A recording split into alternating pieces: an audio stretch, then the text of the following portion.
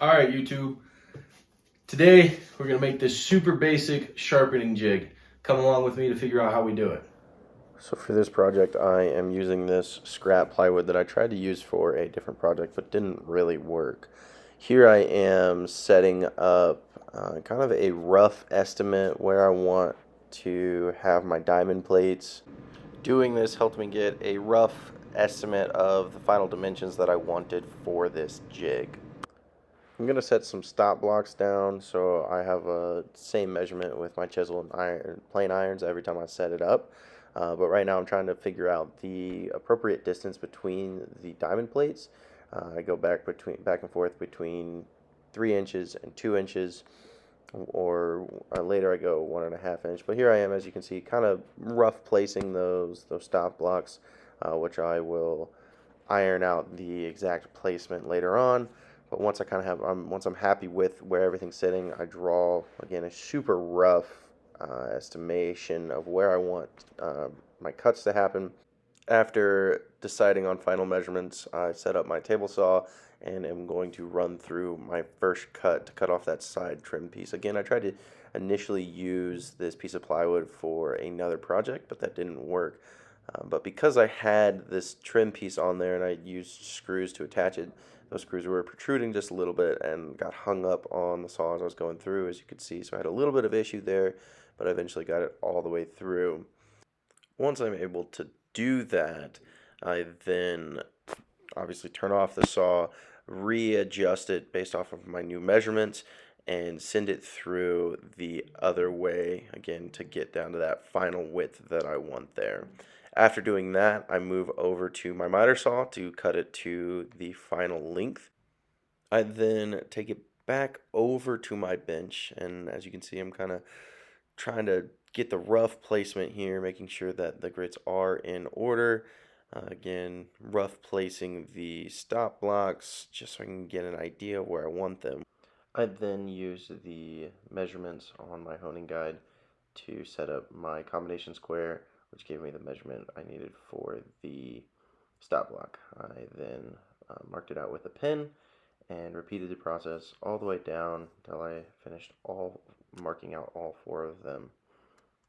Once I got all of them marked out and marked with a pen, I came back with some super glue, double checked my measurement, pressed down and held for a little bit just to let that super glue set. Then I ran through and repeated that process all the way through, applying super glue, double checking my measurements to the honing guide, making sure everything was square to the edge. It took the first 2 for me to do, and then I finally realized, hey, let me put some wood glue on that in addition to the super glue. I went ahead and finished it up on all 4 of them, and then I set the glue bottle right in front of the camera so you couldn't see what I was doing, so I apologize about that. But then I moved on and double checked where I wanted this first diamond stone to sit, where I wanted it to rest. I went back and forth and had some difficulties there. Eventually got it and decided to use my big combination square to ensure that it was indeed square to the edge. I traced it just like I did the stop blocks and had to double check, make sure that it was in a good placement, that I could use it. And so I just put a few drops of super glue on there. I didn't have any activator, so I did just have to hold it and wait in place. That wasn't a problem, as you'll see. I start by using my tape measure, but eventually I decide I want to just put one of my power tool batteries on it. Doesn't need a whole lot of weight, just kind of keep it in place temporarily.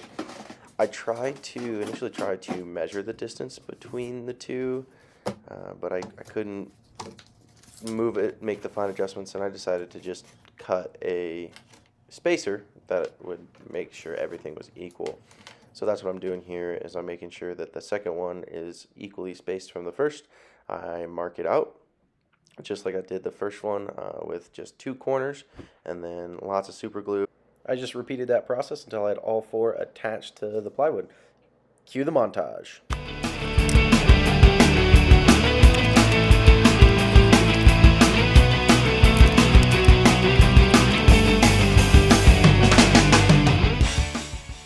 After getting all 4 set in place, I had to double check, make sure none of them were going to move, and then I brought back my honing guide and decided to add some marks so I knew what angle I was using with what stop block. All right, so I just made a split between one side being the chisels and one side being the plane irons. Using my combination square here, I made that line between the two. The two blocks closest to me are for the chisel, and the two closest to the camera are for the plane irons. After I got that line dividing the two, I went ahead and marked what angles are for each stop block, so I can just have a super quick guide to do that.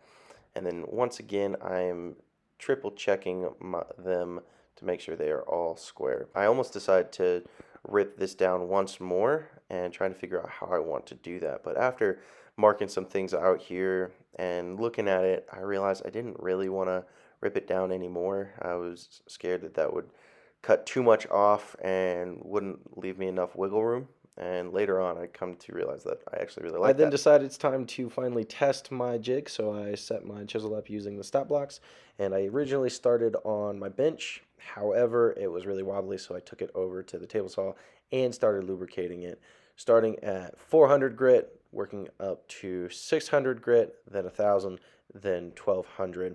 I then went through the grits again, but on the flat side of the chisel to polish that edge up.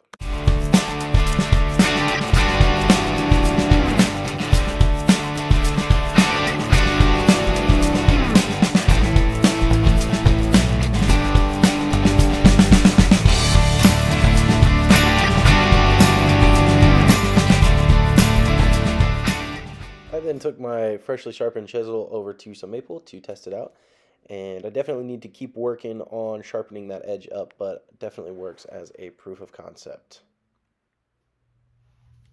Hey everyone, thank you for watching. I greatly appreciate it. Make sure to like and subscribe so we can continue growing this channel and I can keep making better and better videos.